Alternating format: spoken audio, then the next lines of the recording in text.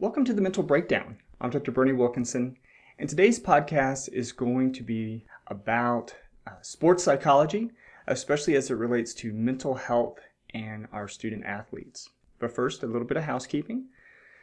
As I always mention, the Handbook for Raising an Emotionally Healthy Child, Part 1, Behavior Management, is available on Amazon Kindle. I encourage you to get out and check that book out. It is a great resource for parents of kids of all ages, from birth through adolescence. It covers what is typical behavior for kids at different ages, how parents can better manage those behaviors, and especially how to prevent those behaviors from becoming more problematic behaviors later on. The Elimination Diet Manual is also available on Amazon Kindle, another great resource to look at how your diet may be affecting your physical and mental health. Again, a great resource. Just 38 days is all it takes to look at your diet to see if anything that you're consuming on a regular basis may be contributing to some of those difficulties. Finally, the Parenting Your ADHD Child course is available and up and running on paediaLLC.com. That's PAEDEIA LLC.com. Click on courses and you'll be able to find the course there, the Parenting Your ADHD Child. It's a great resource. Great, not just because I made it. I think it's a great resource because it covers all of the things that I typically talk to parents about in therapy, in our sessions. But it's presented in both videos and just the audio is there if you choose not to watch the video, which is just fine. But there's videos of me presenting some of the information, but also just the audio. There's an outline for each lecture, as well as some worksheets and other resources that you will have available to you as you're working through the course. 21 lessons. Again, it covers everything that I typically work with patients and families on to help them understand what ADHD is, our typical treatment modalities and the way that we manage them. But of course, the emphasis is really on more than half of the lectures are really on things that parents can and should consider to help structure the home and make it a little bit more consistent in what we need it to be for that child with ADHD. And not just ADHD, but really any behavioral issues or any other conditions like that. So check it out. You can, when you go there, you can see the whole outline. You can see what each lesson covers, what's included in each lesson. Again, hopefully you will find it to be a great resource. And it covers everything, like I said, that we typically do in session, in treatment. So, and all for the cost of one therapy session.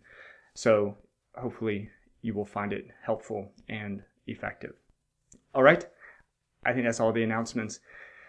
Except that Dr. Richard is obviously still not here. He will be back soon. I've been talking with him actually all morning, and he is feeling as though he has turned a corner, whatever that means. I'm not sure what that means, but I think that it means that he plans to be back next week here in the office at least.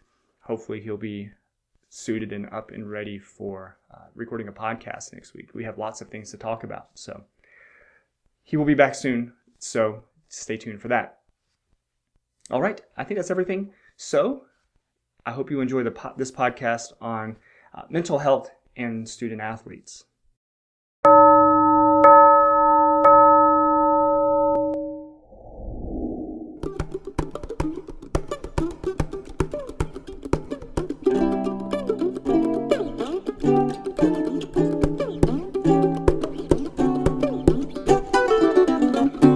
Welcome to the Mental Breakdown. I'm Dr. Berney. Last weekend, on July 30th, I attended a workshop forum hosted by this group called Game Changers, and it was all about mental health and student athletes. Now, I attended that workshop because as I'm building a little bit of a sports psychology focus here at my practice, I found it very interesting and intriguing because they had a great panel of speakers that were presenting their various perspectives, everything from Olympic athletes to collegiate coaches, leaders in the Women's Tennis Association, leaders in child and adolescent mental health as it relates to sports and exercise and performance. So it was a great panel of about 8 or 9 people, all bringing their own personal perspectives and histories of dealing with some of these issues in their lives. Now, the forum lasted about an hour and a half to 2 hours or so, but it was great because the vast amount of information, when you have that many people from so many different backgrounds all there together talking about some of these issues, it's fascinating, it's amazing, it's wonderful because there's so much information that is just unloaded all at one time that it's almost difficult to keep up. I did the whole thing where I was sitting in the audience and I was trying to tweet some of the quotes and statements that were made while they were happening. And while I did my best to keep up, I think I still tweeted 10 or 15 different statements. There were so many more that I just couldn't get out fast enough. It was great. But what I wanted to share with you guys today is the 3 big things that I took from this forum, because I think that these 3 things are critical, especially for parents of kids who are athletes and parents of kids who the parents want the kids to be athletes. Some of these are very important aspects that they should take into consideration while working with their child and trying to develop some of that early on, very early on. The first important point that I took from the forum is that while in general talking about mental health issues is difficult for us, it's especially difficult for student athletes and athletes in general, really, even adult athletes. It's difficult for them to talk about because, again, in normal society, quote unquote normal society, it's difficult for us to talk about our feelings, our emotions. It's difficult for us to admit when we're struggling or having a hard time with something. But as an athlete, there is this expectation that you're strong, that you're capable, that you're confident. And because of that expectation, student athletes especially have a tremendously difficult time sharing their thoughts and emotions and feelings. They don't talk to other people. There were several people on the forum who talked about how, as student athletes, some of their teammates would come to them and share some of their issues and some of their problems, some of which were even to the point of suicidal ideation or thinking about hurting themselves. And they would go to their teammates and talk to them, but would never go to their coach or go to anyone else because they saw that as a weakness, or they didn't want the coach to feel as though they were not able to perform or not able to be prepared for the next match or tournament or game. And so because of that, many of these players would hold these emotions in. They would hold in their frustrations and their feelings and never let anybody know. So again, while it's an issue in society in general, it's exacerbated by the athlete or in the athlete's world, in their world where the expectation is that they're strong and powerful and competent. And so to admit that you're struggling with something really is a sign of weakness that many athletes just do not want to either admit or want to recognize or want to see for themselves. So it is really important that we think about the fact that our athletes do struggle with some of the same mental health concerns that everyone else in the world struggles with. We are all challenged with performance anxiety sometimes. We are all challenged with feeling overwhelmed, with feeling stressed, with feeling frustrated, with feeling angry. We all have those same feelings, and the student athlete is no different. And in fact, the student athlete their performance is going to be affected by these things, whether we believe it or not. So encouraging our student athletes to talk about these issues and to get the support is really critical. And one of the things that the people on the forum talked about was how important it is that coaches encourage their players to talk about these things, encourage their players to see mental health professionals or to talk with support personnel to let them explore some of those feelings and thoughts and emotions. One person in particular said that it's her belief that on day one, all athletes should have a mental health screening. All athletes should start to immediately create those connections with mental health professionals so that when they are in need, they already know who to contact. They already have somewhat of a rapport with that person. And the stigma of mental health problems is lifted from day one. And so the students feel much more comfortable working with and talking to mental health professionals and other people that can help them in these situations. So it's really critical. That is a foundational need that we encourage our athletes to talk about these things. Now, the second thing is related to that, but it comes back to you, the listener, the parent, the coach of youth. We need to do a better job of starting this process early. There is no reason why we shouldn't be doing the same thing that some of the colleges and professional teams and agencies are doing. We should be doing the same thing with our children. We should be encouraging our 7, 8, 9-year-olds who are competing in really high, intense, competitive situations. We should be encouraging those kids to talk about their feelings. We should be asking them how they're feeling, what they're thinking about when it comes to their performance. There is nothing, there is not an age at which someone begins to experience stress. Stress is experienced from day one, from birth.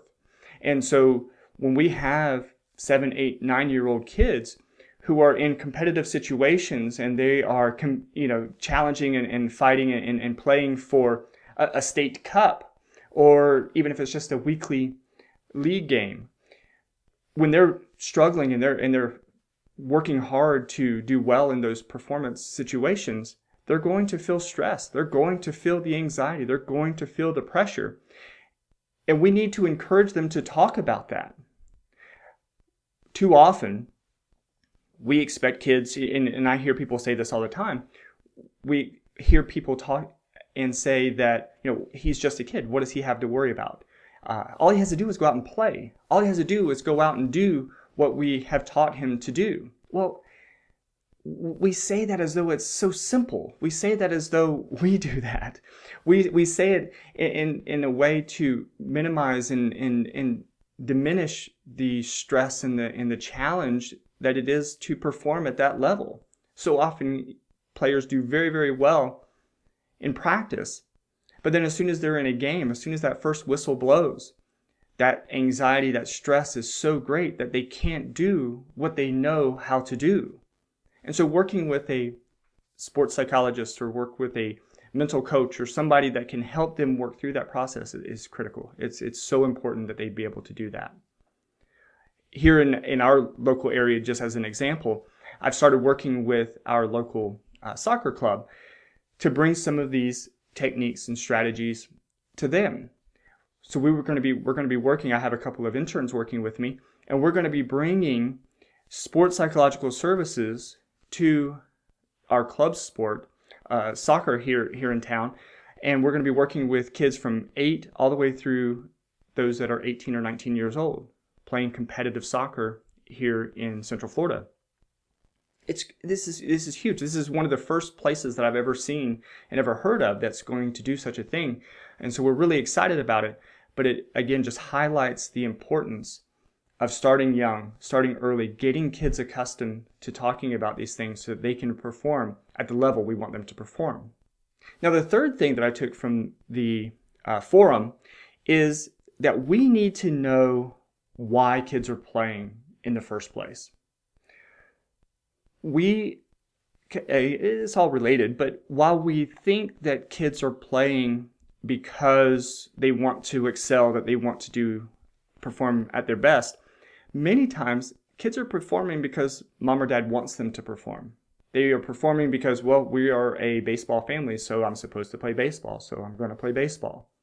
They may have no intrinsic interest in it themselves, but they're doing it because that's the expectation at home. That's the expectation that mom and or dad have on them. So that's what they do. So one of our questions with our kids needs to be, probably the first question needs to be, why are you playing? Why are you signing up for soccer? Why are you playing baseball? Why are you playing football? What is your goal? Why are you doing this? And if their response isn't because I just love playing, it's my favorite thing in the world. If their response isn't something like that, something related to that, we really need to question how much motivation they're going to have.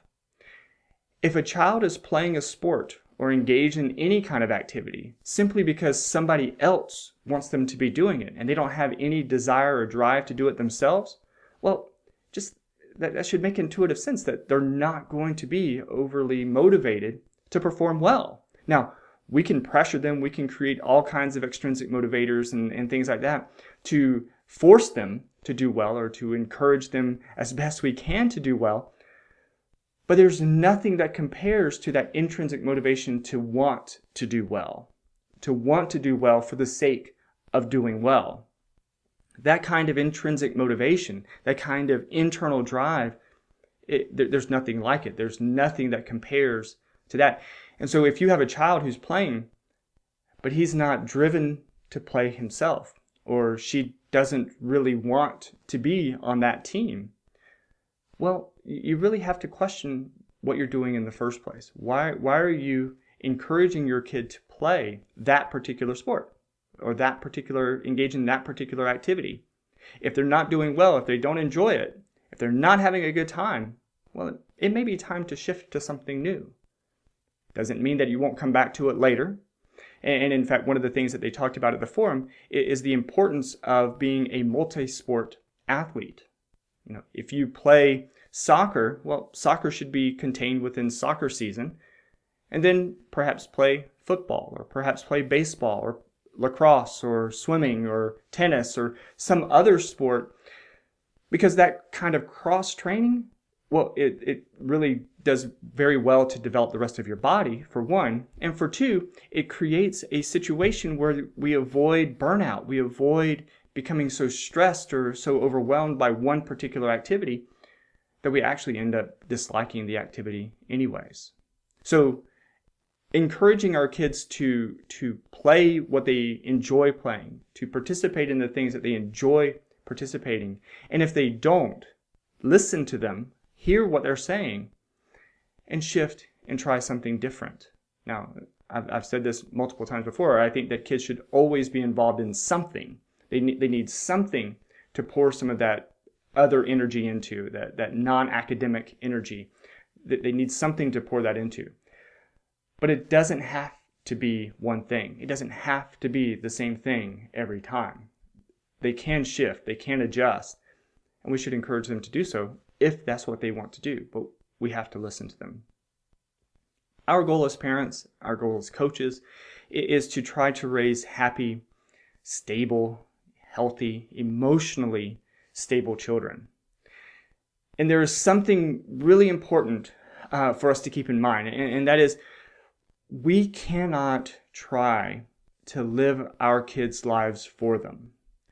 We can't look at their life and say, well, this is the mistake that I made, and so I'm not going to let you make that mistake, and I'm going to force you to do it this way. Even if it's against what you want to do, even if it's not anything that you're interested in, we're going to do this because I know that this is what's most important for you.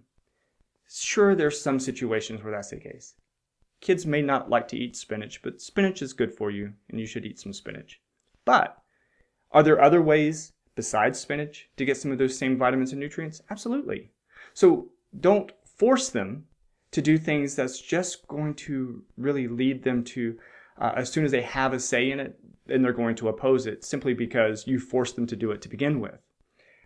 Instead, we need to listen to our kids and let them explore the world. Let them find where they fit in the world and what fits them. Because if we try to live our kids' lives for them, well, they're not going to be happy. They're not going to be satisfied. And again, as soon as they get out from underneath your wings, they're going to look for things then that they should have found a long time ago. And that's going to potentially lead to problems. That's potentially going to lead to them making decisions that's not in their best interest. That's going to potentially do them some harm. And so we need to make sure that they feel confident and being able to make decisions and make life choices that are in what they feel is their best interest. Does that mean that we're going to let our 8-year-olds start skydiving? Probably not. But does it mean that as soon as he gets of age that that's something that we might try? Sure. Why not? It may not be your cup of tea, but allowing them to have some of these experiences is so important. It's so critical for healthy development. So start talking to your athlete today. Encourage him or her to talk about how they're feeling, what they're thinking. If he or she is stressed before a match, encourage them to talk about it. Encourage them to say, this is how I'm feeling. This is the pressure that I'm experiencing. You may not have an answer, and that's okay. There aren't answers to all of our stresses, to all of our worries. There's not a remedy for everything. But encouraging them to talk and encouraging them to consider letting that stuff out, letting it leave their brain, leave their mind so they don't keep ruminating over it over and over again. Allowing them to get it out sometimes is the best medicine. Sometimes that's the best strategy for allowing them to release some of that stress, release some of that frustration, so that then they can perform at an optimal level. I hope that helps. I certainly think that the way that we are raising our children, the way that we work with them as it relates to these extracurricular activities, be it sports or some other non-academic task, I think that the way that we allow our kids and work with our kids to explore their own interests, their own happiness, there's nothing that will replace that. It's critical, it's necessary, and it should, though there's no way to make this happen, it should be mandatory, actually. It should be something that we just do. It's just the way that things happen. If you have any questions, if you have any comments, if you have some experiences that you would like to share, please write to me. Let me know. Write to us on iTunes. You can write a review. Give us a nice rating. That'd be fantastic. Or you can write to us on Twitter or Facebook. We check all of those outlets, and there's certainly links in the show notes for all of those sources. So until next time, I'm Dr. Berney. Stay happy, stay healthy, and forget to be afraid.